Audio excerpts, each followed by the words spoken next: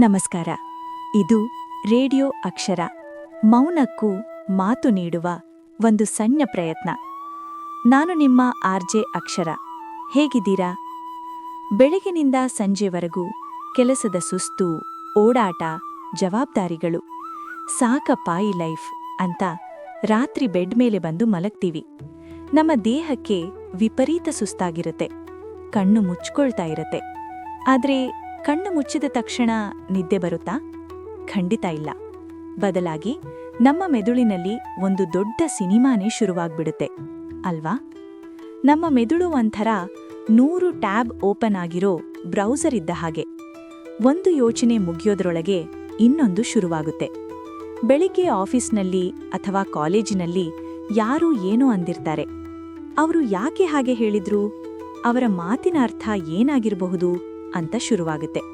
ಅಲ್ಲಿಂದ ನಾಳೆ ನನ್ನ ಫ್ಯೂಚರ್ ಏನಾಗುತ್ತೋ, ನನ್ನ ಫ್ಯಾಮಿಲಿಗೆ ಏನಾದ್ರೂ ಕಷ್ಟ ಬರುತ್ತಾ, ನಾನು ಅಂದುಕೊಂಡಿದ್ದು ಆಗಿಲ್ಲ ಅಂದ್ರೆ, ನನಗೆ ಮಾತ್ರ ಯಾಕೆ ಹೀಗೆ ಆಗ್ತಿದೆ?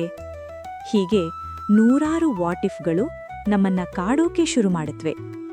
ಕೆಲವೊಮ್ಮೆ ಎಷ್ಟರ ಮಟ್ಟಿಗೆ ಅಂದ್ರೆ 5 ವರ್ಷದ ಹಿಂದೆ ಯಾರಿಗೂ ಹೇಳಬಾರದ ಮಾತನ್ನ ಹೇಳಿ ಆಗಿದ್ದ ಯಾವುದೋ ಮುಜುಗರದ ಘಟನೆಯನ್ನ ಇವತ್ತು ರಾತ್ರಿ ನೆನಪಿಸಿಕೊಂಡು ನಮ್ಮಷ್ಟಕ್ಕೆ ನಾವೇ ಕೊರಗ್ತಾ ಇರ್ತೀವಿ. ಏನೂ ಆಗಿಲ್ಲ ಅಂದ್ರೂ ಎಲ್ಲೋ ಏನೋ ಕೆಟ್ಟದ್ದಾಗ್ತಿದೆ ಅನ್ನೋ ಒಂದು ವಿಚಿತ್ರ ಭಯ ನಮ್ಮ ಹೃದಯದ ಬಡಿತವನ್ನ ಹೆಚ್ಚು ಮಾಡುತ್ತೆ.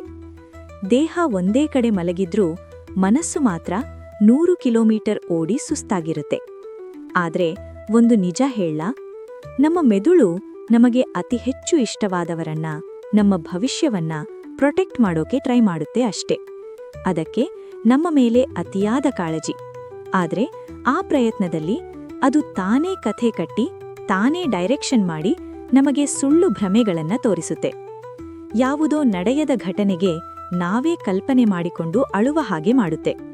ನಾವು ಭಯಪಡೋ ವಿಷಯಗಳಲ್ಲಿ 99% ರಿಯಲ್ ಲೈಫ್ನಲ್ಲಿ ನಡೆಯೋದೇ ಇಲ್ಲ ಅನ್ನೋದು ಸೈಕಾಲಜಿ ಹೇಳೋ ಅತಿ ದೊಡ್ಡ ಸತ್ಯ. ಆದ್ರೂ ನಾವು ಆ ಸುಳ್ಳು ಕಥೆಗಳನ್ನ ನಂಬಿ ನಮ್ಮ ಇವತ್ತಿನ ನೆಮ್ಮದಿಯನ್ನ ಕಳೆದುಕೊಳ್ತಾ ಇದ್ದೀವಿ. ಹಾಗಾಗಿ ಇನ್ಮುಂದೆ ಈ ತರಹದ ಯೋಚನೆಗಳು ಬಂದಾಗ ಅದಕ್ಕೆ ಹೆದರಬೇಡಿ. ಆ ಯೋಚನೆಗಳ ಜೊತೆ ಯುದ್ಧ ಮಾಡೋಕೆ ಹೋಗ್ಬೇಡಿ.